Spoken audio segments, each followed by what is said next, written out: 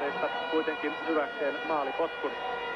14 minuuttia, kohta 15kin pelattu täällä Katowicen uudella stadionilla, joka on uusittu. Tämä on itse asiassa ensimmäinen ottelu koko stadionilla.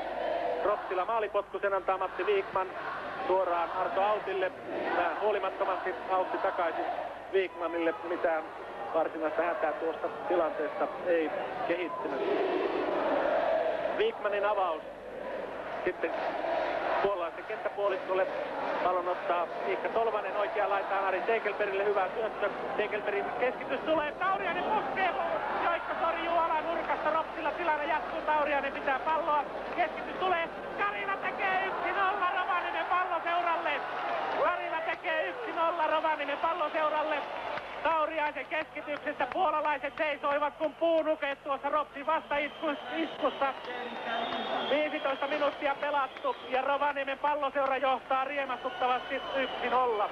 Janus Joikko on aivan raivoissaan tuolla maalissa. Hän huutaa puolustuspelaajille, että mitä ihmettä miehet seisoo siellä, kun puukot eivätkä ota äijiä kiinni. Aivan vapaasti pääsi siinä ensin Pasi Tauriainen ja sitten Petteri Karila puskemaan kohti maalia. Kohti puolalaismaalia ja toinen pusku Petteri Karilan tekemänä meni maaliin. 15 minuuttia, 14 minuuttia. 14 minuuttia oli pelattu siis ottelua, kun Rovaniemen Palloseura siirtyi Petteri Karilan maalilla 1-0 johtoon. Riemastuttavaa kerrottavaa myöskin sinne valtakunnan verkon kuulijoille. Jälleen painaa Rovaniemen Palloseura.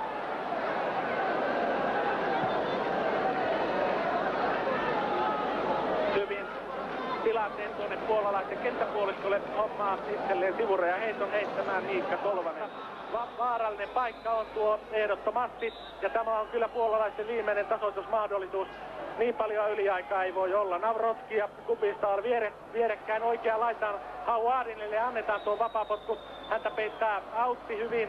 Hauadinin keskityksen katkaisee Arto Autti. Pallo ei menee sivurajasta yli ja puolalaisille sivureja heitto. Heittämään menee Navrotski. Joukkueen kapteeni heittää alaspäin Sesikille. Aikaa kuluu jälleen. Sesikin keskitys.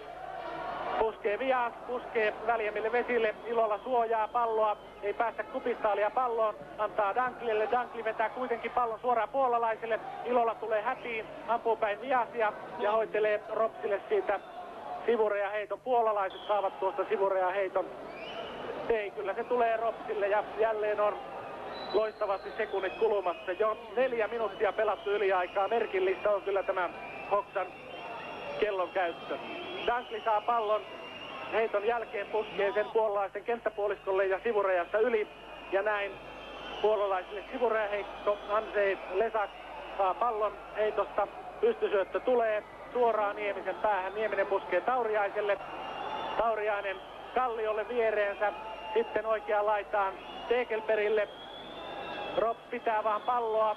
Tegelberg pitää palloa, huijaa siinä puolalaista, lähtee etenemään kohti päättyrajaa. Häntä pidetään kiinni ja tuosta on pakko tulla vapaapotku. Aivan oikein. Ropsille vapaapotku tuolta oikeasta reunasta. Ja Ropsilla ei luonnollisesti ole mitään kiirettä sitä antaa, mutta merkillistä on kyllä Hoksan kellon käyttö. Nyt on kohta pelattu jo 5 minuuttia yli aikaa. Mistähän nuo minuutit ovat oikein tulleet? Nieminen vapaapotku antamaan, antaa Kalliolle 16 sisään. Ja nyt sai Hoksan pilli. Rovaniemen Palloseura on voittanut 1-0. Täällä GKS Katowicen stadionilla. Siellä Arto Autti ja Matti Wikman halaavat toisiaan, nostavat käsiään. Ja vihainen puolalaisyleisö huutaa herjaa huutoja. En tietenkään tiedä mitä he sanovat, mutta ilmeisesti haukkuvat ainakin omiaan. Ja Brian Doylea tietysti kommentoimaan tätä tilannetta. Jotain viestejä minulle ollaan tästä antamassa ikkunan kautta.